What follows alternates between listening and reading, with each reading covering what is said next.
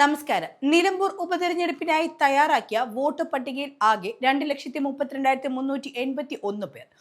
1,13,613 പുരുഷ വോട്ടർമാരും 1,18,760 വനിതാ വോട്ടർമാരും 8 ട്രാൻസ്ജെൻഡർ വ്യക്തികളും ഉൾപ്പെടുന്നതാണ് മണ്ഡലത്തിലെ പുതുക്കിയ വോട്ടർ പട്ടിക. ഇതിൽ 7,787 പേർ പുതിയ വോട്ടർമാരാണ്. 373 പ്രവാസി വോട്ടർമാരും 324 സർവീസ് വോട്ടർമാരും പട്ടികയിൽ ഉൾപ്പെട്ടിട്ടുണ്ട്. ഹോം വോട്ടിംഗിന് അർഹരായ ഭിന്നശേഷി വിഭാഗത്തിൽപ്പെട്ട 2,302 പേരും 85 വയസ്സിന് മുകളിലുള്ള 1,370 പേരും മണ്ഡലത്തിൽ ഉണ്ടെങ്കിലും ഭിന്നശേഷിക്കാരിൽ 316 പേരും മുതിർന്ന പൗരന്മാരിൽ 938 പേരുമാണ് വീട്ടിൽ വോട്ട് ചെയ്യാൻ അപേക്ഷ നൽകിയത്. ഇത് പ്രകാരം ഹോം വോട്ടിംഗിന് അനുമതി ലഭിച്ച 1,254 പേർക്കുള്ള വോട്ടെടുപ്പ് തിങ്കളാഴ്ച മുതൽ ആരംഭിച്ചു. 18 വരെ ഇത് തുടരുമെന്നാണ് ജില്ലാ തെരഞ്ഞെടുപ്പ് ഓഫീസർ അറിയിച്ചിരിക്കുന്നത്. കൊച്ചി പുറംകടലിൽ അപകടത്തിൽപ്പെട്ട ലൈബീരിയൻ കപ്പൽ കമ്പനിക്ക് അന്ത്യശാസനവുമായി കേന്ദ്ര ഷിപ്പിംഗ് മന്ത്രാലയം. അവശിഷ്ടങ്ങൾ മാറ്റുന്ന നടപടിക്രമങ്ങളിൽ MSC കമ്പനി ഗുരുതര വീഴ്ച വരുത്തിയതായി കേന്ദ്ര ഷിപ്പിംഗ് മന്ത്രാലയം ചൂണ്ടിക്കാട്ടി.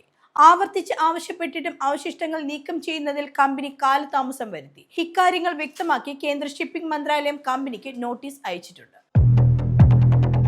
പട്ടികജാതി ഉദ്യോഗസ്ഥയെ സ്ഥലം മാറ്റിയപ്പോൾ സെക്രട്ടേറിയറ്റിൽ ശുദ്ധികലശം നടത്തിയെന്ന പരാതി. ഭരണപരിഷ്കാര അഡ്മിനിസ്ട്രേറ്റീവ് വിജിലൻസ് സെല്ലിൽ അറ്റൻഡറായിരുന്ന ജീവനക്കാരിയെ അധിക്ഷേപിച്ചെന്നാണ് പരാതി. സെക്രട്ടേറിയറ്റ് അസോസിയേഷൻ നേതാവ് പ്രേമാനന്ദിനെതിരെയാണ് ജീവനക്കാർ പരാതി നൽകിയിരിക്കുന്നത്. ജീവനക്കാരി ഉപയോഗിച്ച സാധനങ്ങൾ മാറ്റിയെന്നും പരാതിയിലുണ്ട്. കോന്നി സ്വദേശിനിയായ സെക്രട്ടേറിയറ്റ് അസിസ്റ്റന്റിനെതിരെ ഉദ്യോഗസ്ഥർ SC/ST കമ്മീഷനിൽ പരാതി നൽകിയിരുന്നു.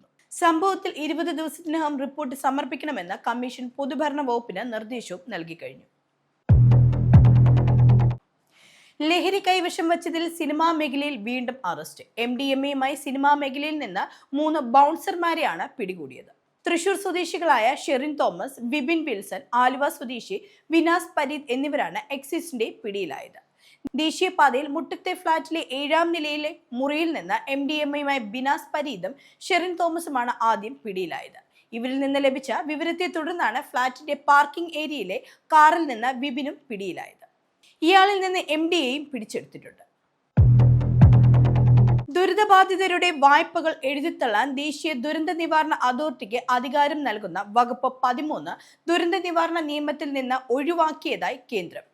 പ്രസ്തുത വകുപ്പ് പ്രകാരം ചൂരൽമല, മുണ്ടക്കെ ഉരുൾപൊട്ടൽ ബാധിതരുടെ ബാങ്ക് വായ്പകൾ എഴുതിത്തള്ളുന്ന കാര്യത്തിൽ കേന്ദ്രത്തോട് നിലപാട് അറിയിക്കാൻ ഏപ്രിൽ 10 ഹൈക്കോടതി ഉത്തരവിട്ടിരുന്നു. എന്നാൽ ഈ വകുപ്പ് ഒഴിവാക്കി നിയമത്തിൽ ഭേദഗതി വരുത്തി മാർച്ച് 29 വിജ്ഞാപനം പുറപ്പെടുവിച്ച് ദേശീയ ദുരന്ത നിവാരണ അതോറിറ്റി അണ്ടർ സെക്രട്ടറി ചന്ദ്രൻ സിംഗ് സത്യവാങ്മൂലത്തിൽ പറഞ്ഞു. ചൂരൽമല, മുണ്ടക്കെ ഉരുൾപൊട്ടൽ ബാധിതരുടെ വായ്പ ഇത്തരത്തിൽ എഴുതിത്തള്ളാനാകില്ലെന്നാണ് സത്യവാങ്മൂലത്തിൽ വ്യക്തമാക്കുന്നത്.